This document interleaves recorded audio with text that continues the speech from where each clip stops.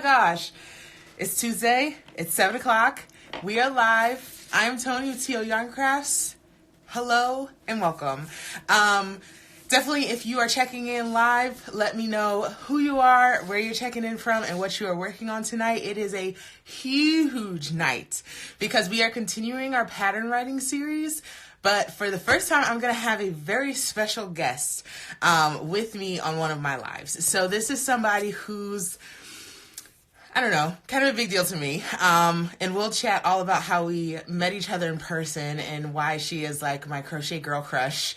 But I am going to work on adding Kate of the Queen Stitch to my live. Hold on a second. Let me see if I can get this going. Add. Okay. Says it's waiting. My boy's in the bathroom and actually caught this live. Woohoo! Thanks for catching it live. Nicole here from Washington. So pumped. So am I. Oh my gosh. Can you... There she is. Hey, girl. Hi, Tony. How are you? So my head is so big. Oh my gosh. That was really exciting. Hello, Miss Kate. Oh my gosh. You look so cute. I love your sweater, girl. Oh, thanks. Well, I had to represent a design, you know. Oh God, I love it. I love it so much. So I'm going to try and keep an eye on the comments. They are coming in fast and furious right now. But just to kind of do a quick introduction for anyone who doesn't know Kate of the Queen Stitch already, I'm going to give her a chance to introduce herself, but like super duper quick, a little bit of backstory. I met Kate for the first time in person on my New York trip, which I feel like I use every opportunity I can to mention that trip because it was so amazing. That whole week of events was so great. And I finally got to meet a ton of people that I've been just following and loving on for such a long time. Kate, if you could just tell us a bit about yourself, give us your handle and just let the people know who you are. Yeah, just let it flow. Okay, so I'm Katie of the Queen Stitch. I'm based in Brooklyn, New York at the moment. I've been crocheting for over 10 years. We're going to just say it like that. My Nana taught me, as a lot of makers have had that happen. I started doing this, we'll just still call it quasi-professionally, 3 years ago. And since then, I've gotten to meet a ton of beautiful, talented designers like yourself, and it's just been and it's just been so fun and like interesting and inspiring. So yeah, so that's my little backstory. So tell us about like your design aesthetic. What's your style and what kind of like things do you specialize in? So I would say I specialize more in sort of architectural design. So usually if I see a texture in the wild, you know, like a brick wall or waves in the ocean or whatever, I usually try to see, okay, can I make that? So one of the designs that I made, actually I have like a hexagonal backsplash in our kitchen. So that of course like became, it's called the Oh Honey halter top because it's like the honeycombs. I love it. From last year. So yeah, so I guess that would be my primary characterization, but as a very impulsive designer, I would call myself. If I see something, like, I'll just try to make it. So I went to a tiki party the other weekend, and I had nothing to wear, so I made a pineapple kind of a thing. Love it. Love it. Love it. So I think the first time I really got to kind of got on the Queen Stitch bandwagon was when you did those halters. Was that last year? That whole series of halters? So stinking cute, and it's like every time I saw the really fringy like rainbow one, I was like, I love this so much. Awesome. So tell us about this sweater. What's the deal with that? What are we wearing tonight? Okay, so we're wearing Queen Stitch. I'm not gonna show. I'm wearing jammy pants because, you know, business on the top. But I know what you mean. My leggings are extremely colorful, and no one will ever see them. Right? It's so comfortable. So this is a bonbon sweater because one of my friends told me that the little granny square rows looked like little candies. Oh my gosh. So I thought that was cute. Adorable. So I went for that. So yeah, that's this season. That just got released in January. So Queen Stitch. Awesome. Yes, please go check her out if you are not watching already. So anyone who's watched my lives for any amount of time knows that they need to have a pen and paper handy because I say go check this out or go look this up. By the time we are done with this, believe me, Katie, every single person in here needs to be followed, right? I've got my I am too ready, and we all need to be on top of it. So the whole reason that I wanted to have Katie on with me tonight is because she is a fantastic designer. She's been doing it for a long time. Not only simple projects, but also more complicated and very intricate. So I wanted to have you come on, Katie, to kind of talk to folks about, you know, once you've gotten that idea out of your head and onto paper, you've maybe written up your pattern, you've got it in your template, what to do with it after that. Because there's so many steps to designing and pattern writing that, you know, once you've got the pattern written, some people might not know what the steps are after that. And there are still plenty. Oh my gosh, so many. Yeah, just enough. Yeah. So many. Like, there's so much more to being a designer than just doing design, right? Especially when you're an independent designer. So some things that we wanted to cover tonight are tech editors versus pattern writers versus pattern testers. Not so much versus like one on top of the other, but just really understanding what those two things are. And then talking about posting your pattern and talking about different platforms that are an option. And then lastly, promotion. And then at the end, we're going to leave probably like 10 to 15 minutes, however much time we have left at the end. But definitely if you guys have questions or comments or suggestions as we're going through, I don't know about what you see on your screen, Katie, but like I have this much space for comments on the bottom of my screen. Are you seeing them? Yeah, I have a whole one. I saw someone from Brazil join those, so that's real fun. That's awesome. So I'm going to try my best to keep an eye on the comments, but if I miss you, just throw your comment on again and I'll like do my random scrolly thing every now and then to make sure I keep up with everything. But let's jump right into it. And let's start with tech editors and pattern testers. And I want to start off with just kind of definitely understanding the difference between the two because they are so different, like night and day, completely different things. So first off, we'll kick it to you first, Katie. In your own words, what is the role and what do tech editors do? So I didn't want to admit this so early in the cast, but I don't actually use tech editors. Really? Okay. Well, I'll start, and then we can address that. We can talk about that because they're not. I mean, nothing's really required in these processes, right? These are all just options to us. So tech editors are people that work more so on the technical side of your pattern. So like if you've ever heard of like a technical writer, this is somebody who might review something that you've written or review your pattern to make sure that it is technically sound. So they're looking for like inconsistencies. They're checking your math. They're making sure your pattern is formatted properly. They're like charting out your pattern to make sure that all of your stitches line up.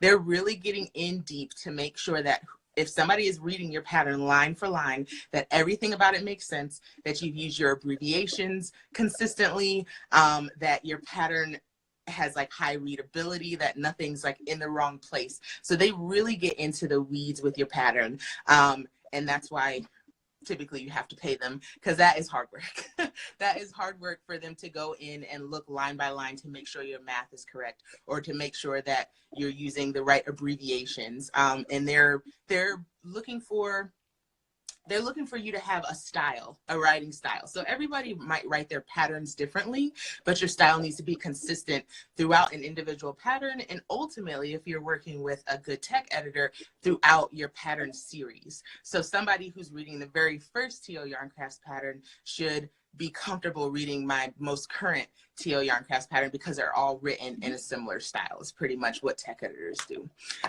So of course, it's not something that's required. And I think tech editors are a lot harder to find than pattern testers. And I think there's not as much conversation around tech editors either. And ultimately, I think most of us are writing patterns that are straightforward enough that we don't necessarily need tech editors. But they're helpful. They're helpful. And if you have the resources for them, I think they're definitely a good idea to work with, I think. Okay, throwing it back to you, Katie. Tell us about pattern testers. What do pattern testers do, and what does that look like for you as a designer?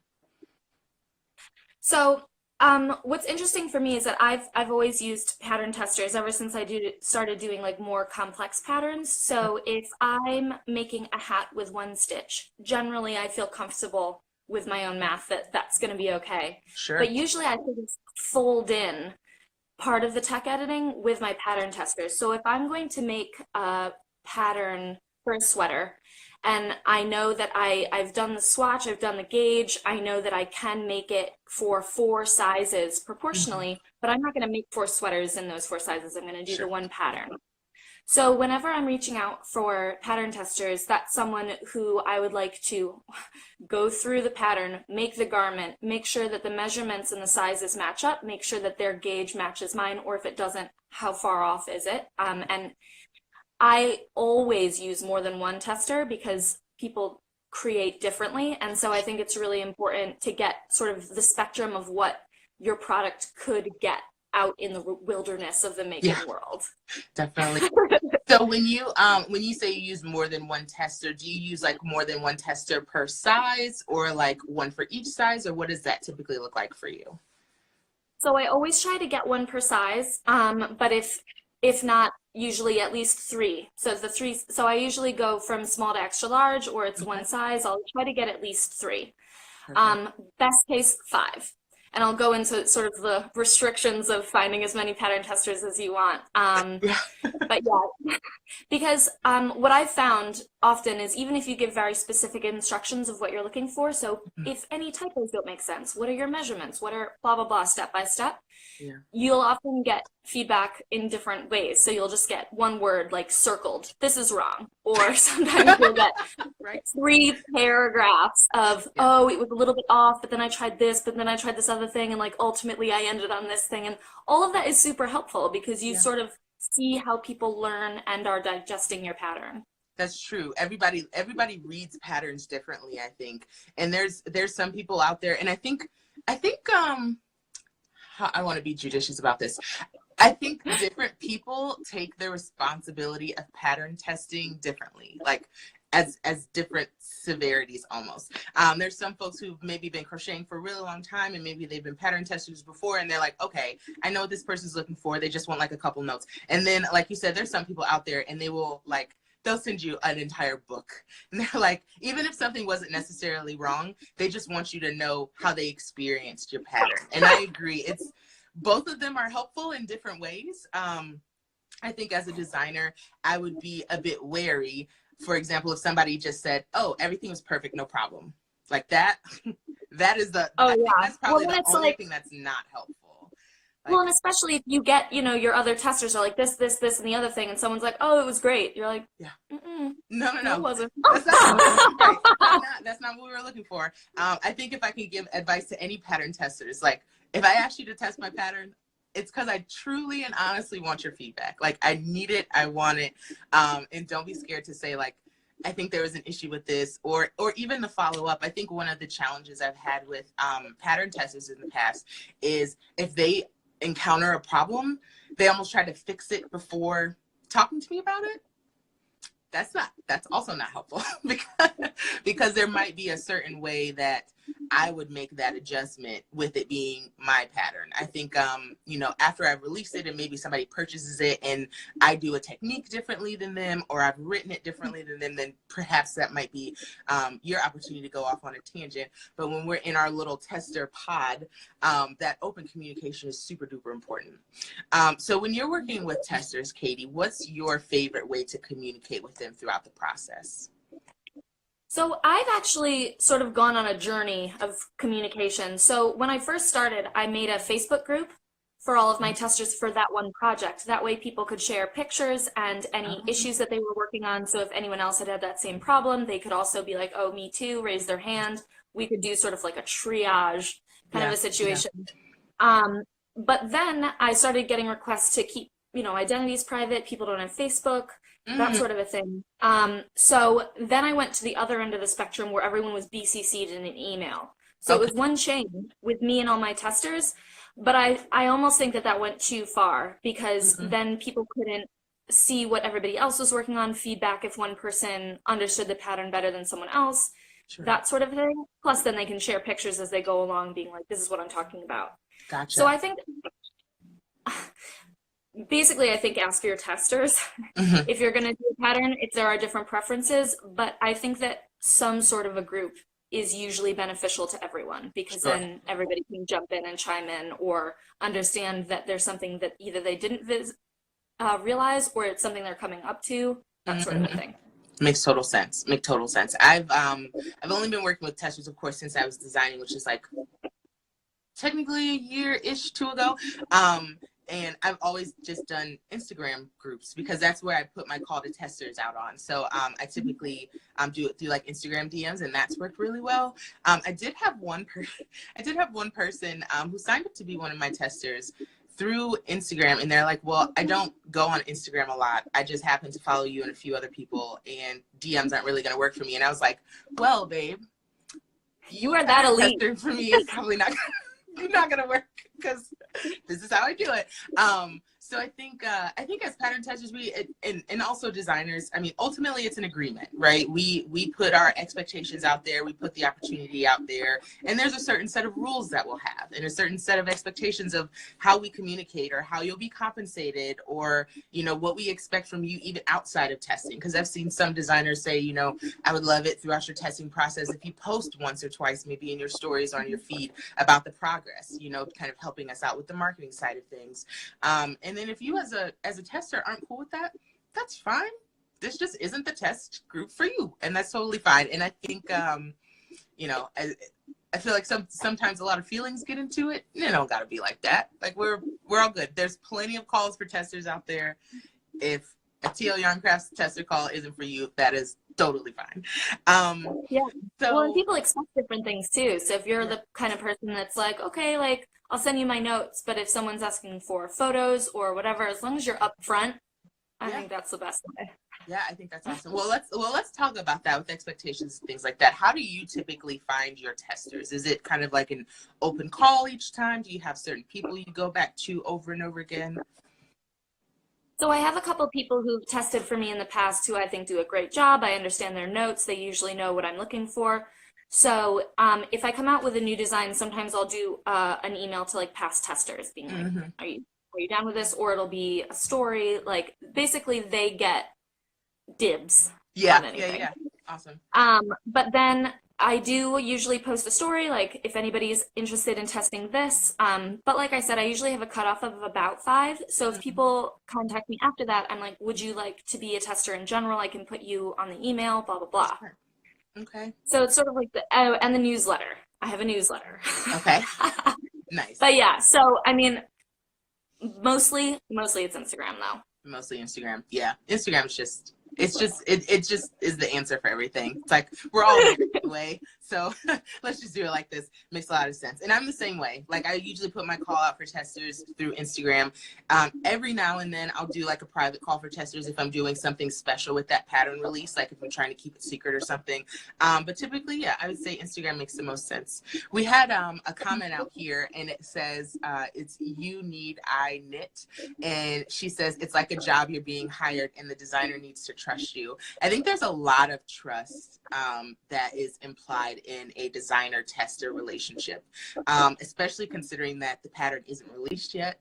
And I think there's also been a lot of conversation about like copyrights and pattern ownership. And, aside from just being able to trust that they'll actually test your pattern how you expect it to, there's a little bit of discretion that's required. And, thankfully I haven't had any issues with any of my pattern testers being indiscreet. But I think it's just a conversation that's in our industry right now. And I definitely wouldn't want the tester relationship to be looked at like a job. Like I'm not necessarily hiring folks, but if anything, I'm kind of building this group around myself as a designer saying like, hey, I'm trusting you with this intellectual brainchild and let's see if we can all come up with something that makes sense for each other. So thank you so much for that comment. You need I knit. I would definitely agree that there is a lot of trust implied in that relationship. And I think we as designers have a lot of responsibility to our testers as well. I had a tester one time who very very blatantly let me know that my response time was not quite as quick for her because she was having an issue with a part of my pattern and had a question about it, put it into the group. There's usually a point in time where I turn my phone off, but I try to make myself now I do. I try to make myself more available to my testers during that time because it was, that response time is super important. Have you ever had any kind of hiccups or challenges when you were working with your testers, Katie? Absolutely. And I think it's hard, right? Because when you're working through a project and you come across something that isn't working for you, you want to continue. Yeah. But it's really hard because the designer is still a human being who Hmm. may be, you know, out in the park and doesn't Yeah. want to answer something, or is, on their third glass of wine, so they don't trust themselves to like work through that math kind of a Yeah. thing. So I do think that, but again, if it's set out in the beginning where it's, I will be able to contact you at least once a day, or I will be available during these hours, then it's a lot easier to sort of manage and then understand when someone can and can't get back to you. Awesome. Very good. So we had a comment from Yarn Psychology. She said, if you're just starting out, would it be better to ask personal friends, acquaintances, or a mix? I'll let you take that one, Katie. What do you think? I think that's a great question, and I say not friends. I think that you're going to get more honest feedback, especially for your beginning times, from people in the community. So one of the things I love, about Instagram and getting testers in general is that people want to help. And they're usually a similar, like these are your peers, these people in the fiber community. Yeah. So if you're asking for something and, there's not that clear channel of communication, you can always tell them and reach out and be like, oh, you didn't have, your gauge in this. Like, is that on purpose? Like sometimes people are literally just starting. So if they're trusting you with this beautiful design that you've been like, yeah, I'd love to test that, and then it's literally impossible to get through, you got to know. It can't just be Right. texting and being like, what am I doing? Yeah, definitely. I think if you I think for the most part, if you ask our community a question and ask for their feedback, you're gonna get it. And you need to be prepared, be prepared to get that feedback. And I think I've been designing long enough that I've got a thicker skin. I don't take any of that stuff personally. If anything, I'm appreciative of people who really go out of their way to let me know how they feel. So if you're just starting out as a designer and planning to work with pattern testers, just be prepared to receive that feedback as it comes, and not take that kind of stuff personally. If somebody rips apart your pattern, look at it like, okay, thank you, I appreciate that. Now I can kind of go back to the drawing board and make sure it's right before you put it out, because you just want it to be right. So great answer. Thank you, Katie. So we're going to move on to the next part that I wanted to talk about, is kind of posting and platforms. So I think one of the really nice things about this era of design is that we have so many digital platforms for us to post our pattern to. As far as like the resources available to us, it is pretty inexpensive to post and market our patterns. And I think there's a lot of resources available to us that I just kind of wanted to go through, because not everybody knows all of them. I think a lot of these knowledge of these platforms has come over time with us having experience in design. So first off, I wanted to ask your opinion, Katie, on the conversation between free and paid patterns. Because this came up in kind of a small friend group of mine. One of the young ladies only posts free patterns. That's her whole thing. She's like, I do it for the love, and I just want to make all the things, and I don't want to feel any constraints, so I just put out all of my patterns for free. And then on the other side of the conversation, it was, well, I charge for all my patterns because my time is really expensive, and I'm more experienced at this, and I'm putting out more complicated patterns, things like that. So from your perspective, Katie, tell us a bit about kind of how you've determined what to charge for your patterns and kind of what goes into deciding that price. Yeah, there's a lot. So for me personally, I don't do manufacturing. So I have some hats available, for holiday seasons, but those are usually based on prototypes for patterns or color combinations that I wanted to test, something like that. So the only thing that I'm putting out there into the world as a product is my intellectual property, the pattern. Sure. So for me, it's really important to charge for that, because not only am I buying the yarn and the materials for that, but it is, you're actually manufacturing it. And then you're going through this really, I would say, rigorous test for pattern testing the math, making sure that it's formatted correctly, that there are photos, that there's everything out. Having said that, I will do patterns for free patterns for special occasions or special collaborations. It is always good to get the name out there. One of the free pattern that I did for Valentine's Day was called the Queen of Hearts hat. It was a very simple knit pattern. It has cute hearts, the whole thing. Yeah. It was downloaded like like 10,000 times or something unreal. And like, of course, that was, yeah, it was like Whoa. the most, I mean, it got featured on Love Knitting, so it wasn't really my fault, but it was still.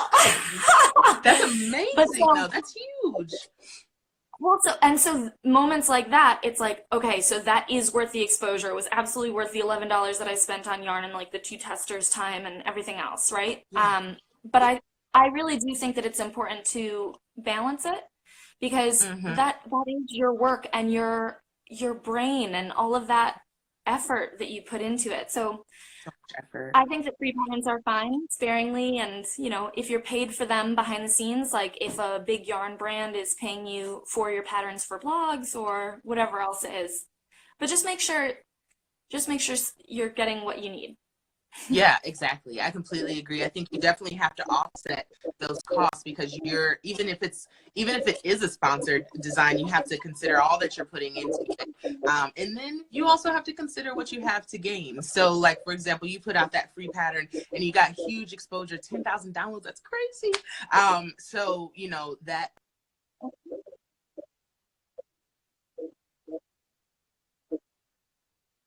it's just reminding me that many of these questions are not cut and dry. Like, we're not going to come here and say, yes, you should just offer free patterns, or yes, you should just offer paid patterns. Everybody's business looks a little bit different, and we all have to decide what works best for us. I have a couple free patterns that I've offered, like through my blog and through sponsorships. And just like you said, I have to consider, am I getting compensated for this otherwise, or whether that be through exposure or through some kind of monetary sponsorship. My mom says we're breaking up. Let me this. Here we are. I think we're good now. So you definitely have to consider like what all goes into that pattern. And one of the things I did recently, because I had a pattern that came out that I did kind of in partnership with a yarn company, but for the most part, it was just kind of my own thing, is I made my pattern free for 24 hours. Which I think was a good balance. So I kind of had that first day of like a huge rush of downloads of the pattern from Ravelry, and then after that it was a paid pattern, and it's still getting a lot of good traction. So even that's an opportunity. So your pattern doesn't even necessarily have to be free the whole time. There's a lot of fun kind of marketing tactics you can do to get that kind of exposure and that traction with the patterns, which we'll talk about a little bit later when we get to kind of the promotion side of things. So continuing with the posting and platforms piece, let's talk about platforms that we post on. So I'd love to know from you, Katie, what platforms do you use most when you post your patterns? Okay, so I have Love Crochet / Love Knitting, Ravelry, Etsy, my website. Those are my four. Okay, so let's say you were posting and there's like a countdown to destruction on your computer and you could only post to one platform before your computer exploded. Which platform would it be and why? So, interesting question. I would have said Ravelry before this year. Now it's my website. Okay, and why is I will that? tell you what. So Ravelry obviously has way more users. There's a lot more foot traffic. People are exploring the different sections. They want, they're spending time on there. There's so many designers on there that you can look around.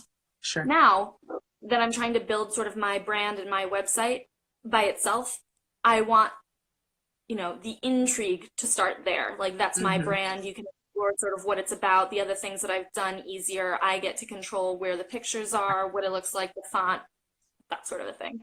Oh my gosh, I totally feel you, and like I'm so glad that was your answer. Like, please, for the sake of TL Yarncraft's lives, please say it's your own website, because that is just what I preach constantly. Is like you can control the message, you can control the narrative more when you direct people to your own website, which is so stinking important. So I wrote down kind of a list of some of the platforms that I know of, and I'll kind of go down those for anybody who happens to be taking notes and is considering posting their own patterns. So first and foremost, I have on my list is Etsy. That's where I started. That's where I still am. I make sure all of my patterns end up on Etsy for several reasons. Etsy, of course, is a marketplace. I feel like somewhat similar to Ravelry in that lots of people can post there. You've got a certain type of customer that goes there. You can filter down by search.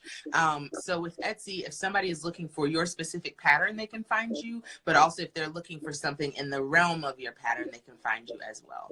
And I think Etsy has created a lot more tools for you to get found in search, and to make it so that other makers can find you.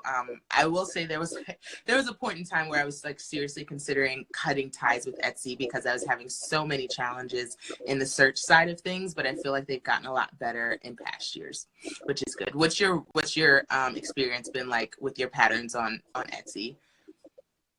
So I also started with Etsy, but I actually didn't get that good traction, I would say. I struggled sort of figuring out the search terms. I don't think my photos were, filtered like they are on Instagram, that sort of a thing. But I very quickly learned about Ravelry and how that was sort of the pattern mecca.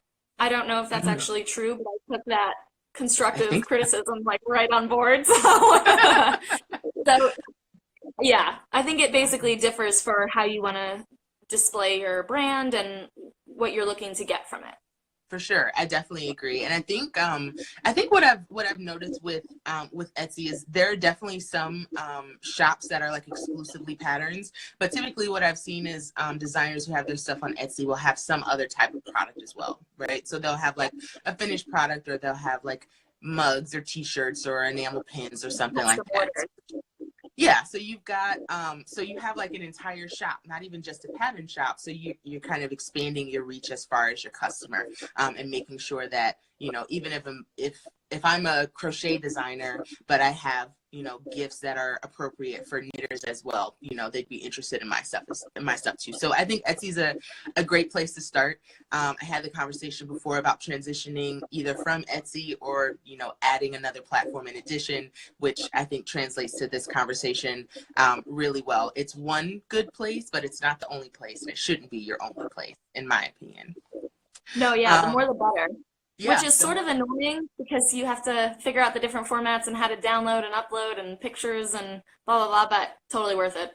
Totally worth it. Totally worth it. That's why, like, on launch day, like, I set aside, honestly, like 4 to 5 hours just to get everything done, to like get launched on all the platforms and do all of my promotion, just to, because like I've got a whole checklist for launch day that's like, it's more than one thing. It's not just push and go. It's way, way more than that.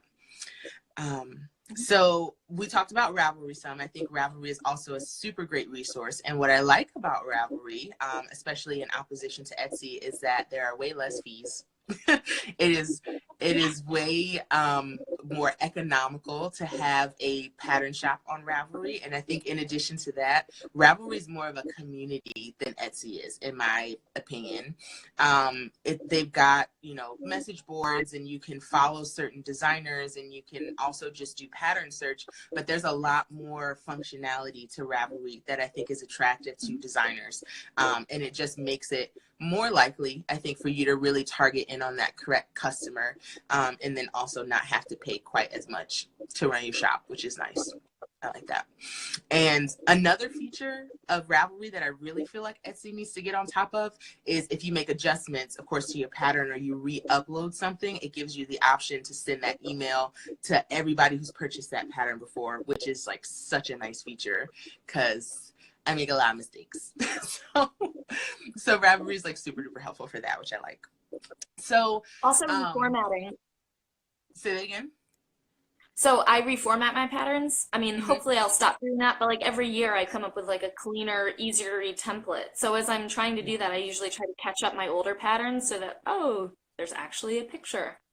Yeah. That sort of a thing. So, and that is nice because then you can be like, oh, hey, 15 or so people that bought this back in 2015, there's a way better version now. Right. Like, in case you were still interested in this pattern, I've made it if you haven't made it already. Take a look. Which is or make nice. Another one. Yeah, I mean, I don't know. Maybe that's like a little sly way that you can get an old pattern in front of like fresh eyes again if somebody hasn't made your pattern yet. I don't know. That Use that as a marketing tactic. I did it I had updated a hat pattern, I think in November or something. So I was just like, reformatted. a ton of questions in Ravelry. Oh, like, is this, oh, this is great. I'm gonna make some of these now. Sort of forgot I had this. Awesome. I love that. That's great. I never even thought about that, but you totally could. You could totally kind of exploit that if you wanted, if you wanted to. So next up, I know you mentioned that you have your patterns on Love Knitting, Love Crochet's website. I know of them as a platform, but I haven't used them yet. So kind of tell me a bit about like what that looks like from the designer end and what your experience has been like. So I actually love it. The reason that I love it is another reason that Ravelry is amazing is that you can import your entire pattern and photos and everything from Ravelry to Love Knitting and Love Crochet. Oh my God, are you kidding me? I'm not. It is by far the fastest, like, second platform to do because you just go in, you go into your designer area. So that part's a little hard to find. If you have Love Crochet and Love Knitting, go into your account and then there'll be a designer area button. Click that. Okay. You can say import from Ravelry. Quick. Click that. Everything is uploaded. So Love Knitting and Love Crochet have slightly more details that they want you to add, which I actually like. So they ask you for the page, like the number of pages that your pattern is. And then they also ask what yarn you used and how many skeins rather than, so like your yardage and everything is still in there. But if you want to just do like a quick, like I want exactly what like the colors and yarn were in the pattern pictures, you can get it as a package, which I also think is really great. So in that respect, if you put like the number of skeins and things, could somebody click on that and like go buy the yarn from Love Knitting or Love Crochet? Do they make it like a hyperlink? Better. They usually sell most yarn brands on the site. So obviously not like Wool and the Gang or things like that, but like patterns and Yarnspiration stuff and all of sort of, I would say the go-to. Yeah, you can get it all as a package. So you can click the pattern and you can grab the yarn and you can go. So I'm going to back up super quick. We got like a really good question that came up about the pattern tester conversation. They said, this is Kim Serrato.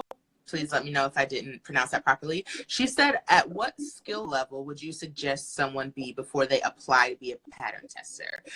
So I'd love to hear your take on that, Katie. What kind of like skill level do you look for when you're asking for testers?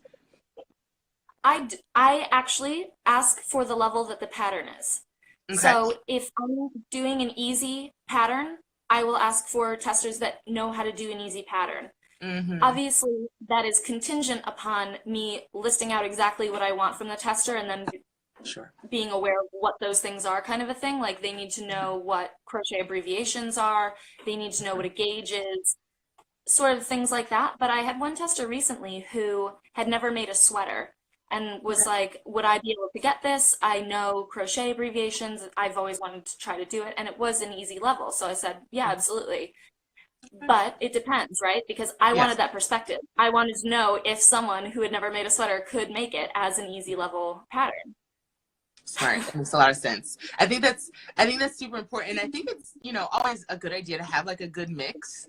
Because a lot of the patterns that I make tend to be like in the easy intermediate level, right? So I'm not like, trying to do any kind of rocket science in my patterns or anything. So typically somebody who at least has some experience with crochet will be able to get this. But I think that's a really good idea though, to have somebody who maybe has that beginner experience, but maybe hasn't made your type of product before, and having that good mix of experience so you can get that different kinds of feedback. Because I would definitely say, if you've got a really experienced crocheter and you have something in your pattern that makes sense because they're experienced, but maybe wouldn't make sense to a beginner, that might be something you or I might just gloss over, but somebody else might say like, this doesn't make any sense to me, So I think it's a really good idea to have like a good mix. And I think also if you're considering being a pattern tester, just kind of, make sure you're reading the pattern call well. A designer may suggest different techniques or different stitches that you need to be familiar with, and just make sure you're being honest with yourself. Like, can I truly commit to this? Do I have the experience? Do I have the time? Do I have the resources to get the yarn? Like, make that informed decision before you commit to something, because like once we put that time and attention into you to send you the pattern and put you in the group and all that stuff, like we're expecting that we're all on the same page, right? So just make sure you as a tester are, you know, cool with everything that they're asking for. But as far as experience level, I don't know. As long as you know how to crochet, I guess as a designer, I'm just not there to teach you how to crochet. But as long as you can do a little bit. Yeah, I would say the newer you are to pattern creation, the more advanced your testers should be just to get you started. Because if you're, so I still test for people. I think it's important to know sort of what's going on in the community and what's happening and how people are asking their testers to give feedback and things like that. But I think that there's some things that I wish that I knew earlier. So when I first started, it was, hats and scarves, and I would get the easy feedback, but I wish someone would have been like, oh, like you actually need to have a gauge no matter what in your pattern. Yeah, it's true. It's true. I looked at some of my earlier patterns, which are hats and scarves, and there was no gauge. It was not in there. I just had the garment measurements. Yeah. Yeah. And it's like at this point, I'm like, who let me put this out? And how has this pattern been out for 2 years and nobody said anything about this? So that's super true. So I guess it's kind of like I don't know, we'd have to do like some weird tables, but yeah, I guess when you're earlier in your design career, or maybe earlier in crocheting, you do need kind of that more advanced eye to show you what you might be missing. And then maybe down the line, you need somebody a little less experienced to show you what you might be overlooking instead. So that's a great perspective. That's awesome. Thanks, Katie. So otherwise on my list of potential platforms, I have, of course, your own website. And I don't want to sound like a broken record, and I'm sure you've all heard me say this before, but you need your own website. You need your own web presence for your product, because again, you can help to guide their experience as a customer, as a maker who's going to get your product. So I won't harp on that, but that should be the first place I should post it. And then lastly, I know that I have a question. Oh, yeah. What platform should people use for their own website? Well, girl, that's a whole nother lie. So we talked about this, like, I think last month or 2 months ago, we talked about websites and like that kind of stuff. And I'm on Shopify. Shopify works really, really well for me. It's the easiest way that I found to set up a site. It also has like a plugin for digital downloads, and it gets the job done. Now, Shopify can get pricey, so, other options are good too. If you have the tech knowledge, I think WordPress, from what I've heard, like just building your own website is the best idea, but I don't know. I think it depends on your prowess with computers. I don't know. What do you think? I agree. So the three that I've heard are best are Shopify, Squarespace, and WordPress. I've heard that basically the difference between Squarespace and WordPress is that WordPress is a lot more blog focused for setting up a story and lots of photos and things, whereas Squarespace is a little bit more e-commerce focused, depending on your template and things. So I personally use Squarespace. Use Squarespace? Awesome. I looked into Squarespace. I think I don't even necessarily think there's a reason why I chose Shopify over Squarespace. I think that's just where I landed. I don't know. I probably saw like a really catchy commercial or something, to be completely honest. There's a lot of kismet associated with starting. I think they're both really, really great platforms. I think for anyone who's looking for like how to get started with their own website, a site like Squarespace or Shopify is a really, really great place to kind of get your feet wet. And then ultimately there's a lot of options for like customization and to really make it look like your own, and to add a blog and add like, photo galleries and all that kind of stuff. There's I think those platforms offer a lot of really good options. And, ultimately, once you kind of get some momentum in your shop, you can adjust your prices to offset the cost of having your own website. So, yeah, good question. You got me on the spot there, but I think those are really great places to start. But regardless of where you have your website, you need to have your own website. Okay. Let's just all agree to that. So question for you, Katie. I know that you can post patterns to Craftsy. Have you used that platform before? I've not, and I've tried. So, oh, really? So I know people who use it and love it. I think I saw Two of Wands join earlier. I know that she uses it. Okay. I haven't so far been able to figure it out. I don't know if Really? that's just because I haven't had like the blow by blow of it, but that is the one I think pattern platform that I am not currently using. Yeah, I don't use it either. And I will say, just even from the perspective of a pattern buyer, I don't love like the navigation and the usability of their site right now, which doesn't give me a ton of confidence to put my patterns on their site. So I haven't, but I put it on the list because what I heard about Craftsy is that you can post your patterns free or paid for free. And if I'm not mistaken, and people might want to check into this, but I don't believe that Craftsy takes a commission for pattern sales. So if you're looking for some place that is just completely free to sell your patterns, Craftsy is a good option. So I'll throw that out there. As far as platforms, I post all of my patterns to Etsy, Ravelry, and my own website. And I'm trying to get over to Love Knitting, and I will get there super duper soon. But those are all, of course, part of my, launch day checklist. So that's awesome. So we're gonna, oh my gosh, we've got like 12 minutes. This always happens to me. So we're gonna jump down to promotion and just kind of like day of launch, and we're gonna hang on to that for like 5 minutes because I want to give. Oh, Alexi's here. Hey, babe. So I want to give like 5 minutes to talking about like day of promotion and kind of what that looks like. And to start off, I would love to know from you, Katie, what is your absolute just favorite way to promote your patterns on launch day? I like stories. I like Okay. stories and then post.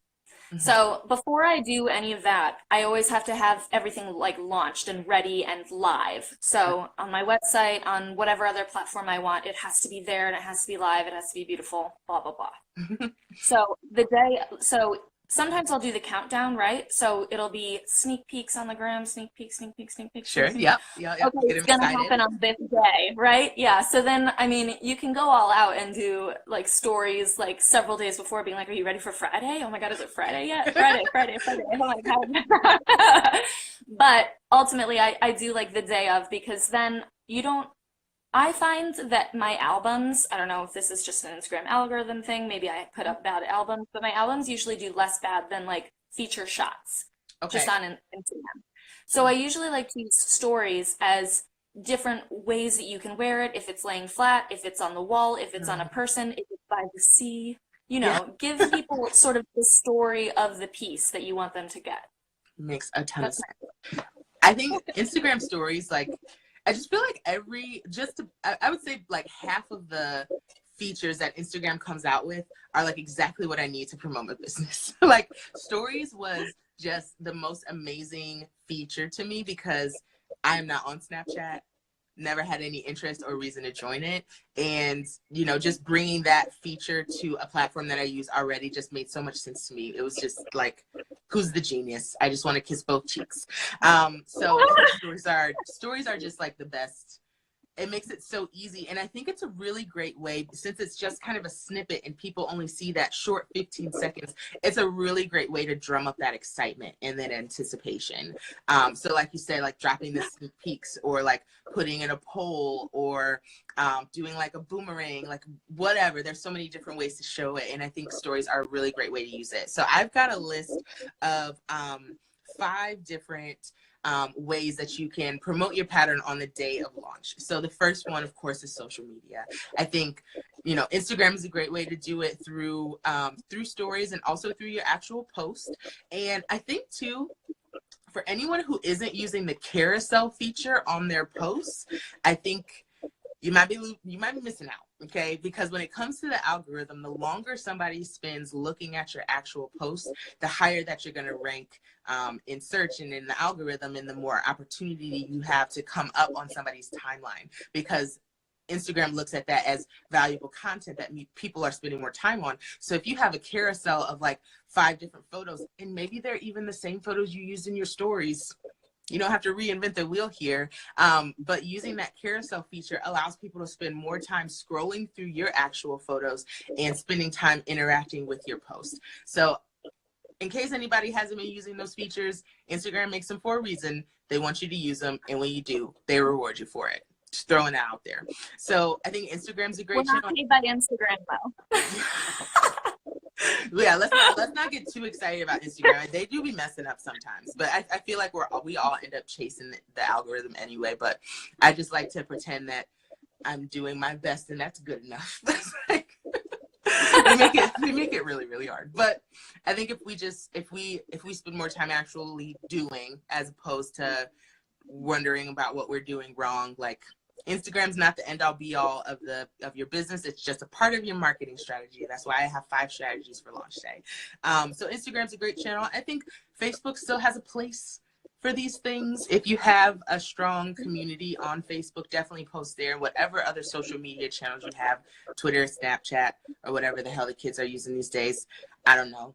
I just spend all my time on Instagram, obviously. The other platform that I think kind of flies under the radar from the designer's perspective is Pinterest. Pinterest is amazing. I would almost say that Pinterest is a better platform for promoting your product than Instagram. And here's why. Pinterest is a search engine, right? It's not really a social media platform. And I think Pinterest tries to create ways for it to become a social media platform, because you can put, like, if you tried a certain recipe, you can post your own photos of it, or you can, like, comment on people's pins, and that's cool. But I know for sure when I use Pinterest, it's because I'm looking for something and I'm putting something specifically in the search. What about you, Katie? Do you use Pinterest much when you're promoting your patterns? I do, and I actually use a hack to get into Pinterest. So Yeah. if any of you guys have heard of this website, it's called If This Then That. I think it's IFTN. Mm-hmm. So as you have probably seen from Instagram, you can't directly link it to Pinterest, but they have all of these easy free things through If This Then That. So for me, anytime I post something on Instagram, it automatically posts on my Pinterest page. Genius. Right? And it's so much less work, and you're still getting across the platforms. You can set it up for any sort of, well, I won't say that. I don't know all of the platforms that there are, but you can set it up for Most of them, yeah. a lot of things like that. And I totally think it's worth it. And yep, I'm pro Pinterest. Is awesome. Pinterest is awesome, and it's free, and it's true. There's a lot of automation options when it comes to Pinterest. And I think, like, using Pinterest boards or something like Tailwind is a really good way to save some time on. Yeah, I think a lot of people haven't heard of If This Then That. It's, oh my gosh, it's amazing. And the nice thing about it is, like, you can create so many different, like, formulas for automation through If This Then That, and you can do, like, one thing and it, like, pings off to do 50 different things, which is amazing. So automation. Go Google, like, Instagram automations and just find all the things. Yeah. So, and it's always worth trying to find the time hack, because I'm sure as the more platforms you have, it almost always means another hour. So the more, like, love knitting, like, find the things that are gonna work for you. Right. Genius. Let's talk about newsletters real quick. So tell me about how you utilize your newsletter on launch day. So actually, I normally use my newsletter once a month rather than on launch day itself. So Okay. I usually launch, I would say, 2 patterns a month.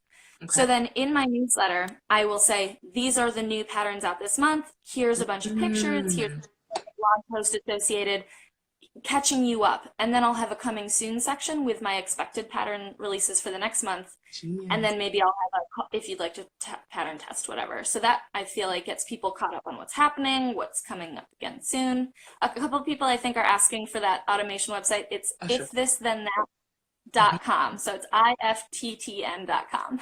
Yeah. Awesome. If This Then That is really fantastic, and it is really good for Pinterest because you can get real specific with, like, where your pins go and all that good stuff. But I think that's a really great idea when it comes to your newsletter. I think some of us are intimidated by using a newsletter in our businesses because it does feel like it's something that ends up being a lot more time. But having just, like, a regular monthly newsletter is a great idea, because then you have the consistency, but you don't have the frequency and constantly being, like, nervous about, like, oh, I got to get a newsletter out this Friday because I send one every Friday. Like, yeah. And then you have a lot more leeway to kind of create the content for it. That's smart. Because I'm sitting over here like, oh, maybe I shouldn't try and do weekly newsletters because I never end up doing them. Maybe I should just switch to monthly. Yeah, Awesome. just do whatever you want though. Like whatever's comfortable for you. If you're really chatty and you want to like share a bunch of things and you're blogging like 3 times a day, like why Yeah. not do one once a week? Awesome. So fun. Yeah, I don't know. I'm like half debating, like I'm just gonna like hire a guy to do my newsletter. I'm gonna get through these last two because I think we've got like 3 minutes left, and I do want to leave a teeny bit of time for some questions. So the other two ways that I encourage people to use promotion on launch day is through your pattern testers. You can always encourage them to post photos, to tag you in things on Instagram, and maybe even using their actual photos and reposting them or putting them in your newsletter. And then fifth, of course, is a blog post. So like you were mentioning, Katie, I think that's a really great accompaniment to any pattern release, because it's almost like you have a more in-depth, almost like a commercial or like another promotional item that lives somewhere permanently. So even after launch day, people can continually be directed to your patterns. Okay, so I'm going to cut it off. I still have stuff. I always still have stuff, and it'll end up on the blog eventually. So I'm going to open up the floor to everyone who is hanging out with us live. If you have questions related to this topic or anything that has to do with design, we can talk Instagram, we can talk websites, we can talk New York, I guess. You know stuff about New York. So if you guys have any questions, I definitely want to hear about them. We had a question that says, how long should a newsletter be? So what's your take on that, Katie? How long is your newsletter? I would say no longer than one scroll. I feel like people are going to click in, they're going to see if what's in there is interesting to them, and then they're going to go. Awesome. I think that's super duper smart. I do the same thing. I have like one featured thing at the top, and then I'll have like 2 or 3 little check marks at the bottom for additional content. I keep it super short and super sweet, because we also have to consider, like, most people are probably looking at our newsletter on their phone and they don't want to read a book. Not their thing. That's what the blog is for. Exactly. That's what the blog is for. Genius. And I've seen too, I've seen some people who will actually, depending on how their newsletter is formatted, they'll almost turn like their newsletter into a blog post. Like if it's interesting enough, they'll just like cut and paste from their blog into their newsletter, which I think is smart. Then you don't have to do like twice the work. Somebody said, how does one learn to read patterns? Well, you can get abbreviations online. You can find abbreviations online. I think that's maybe the first step to learning how to read a pattern, because like patterns are almost their own language. So understanding that shorthand. Yeah, go ahead. Yeah. I was just going to say YouTube has how-to for stitches with the stitch overlay, like with text. So if that's what you're going to do, if you're a more visual learner, I can't like understand any of the shorthand when I first started, so. My husband said he can read patterns. There's a short video of him reading a pattern in my Instagram stories. That's actually pretty funny. So I just leave it there. Any tips of books to help with designing? Ooh, I do. Is it up here?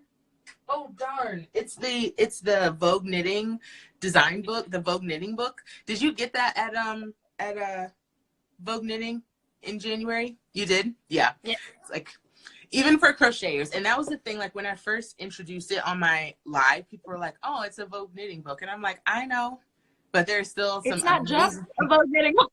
Yeah, it's not just a Vogue Knitting book. It's a everything book. And I think it's just a design book all around. Like even if you're just trying to actually do patterns, it helps you understand patterns better and understand the way that different stitches or different manipulations do different things to a pattern, do different things to like knit fabric. And I think that translates 100% to crochet, because ultimately we're all working with yarn. So a decrease is going to do the same thing in knit as it does in crochet, right? So I think it's a genius book. I think it's definitely worth the investment. I think it was like $35 or something. I'm trying to find it. I don't know where I put it, but it's amazing. My room is a mess. Like, this is the prettiest part of my entire space. Yeah, you can't tell. Business on top. Exactly right. Oh my gosh. Let me see if we had any other questions real quick. Who is that? Destiny says she loves that book because it is so good. Yeah, so we had somebody who came in and was asking about reading a pattern. And I think, yeah, if you're a visual learner, I think YouTube is a fantastic fantastic place to learn. Katie, do you have a YouTube channel? I do not. Oh, okay. Well, you should. It's a really good place. I think if anything, Maybe one day. I think YouTube ends up being almost another potential like platform for you to promote, and I think it's one of those that kind of flies under the radar. I think similar to Pinterest. I think the people who got kind of on the front wave of crafting on YouTube got some really great benefits out of it, but I think there's been kind of another wave that's happening of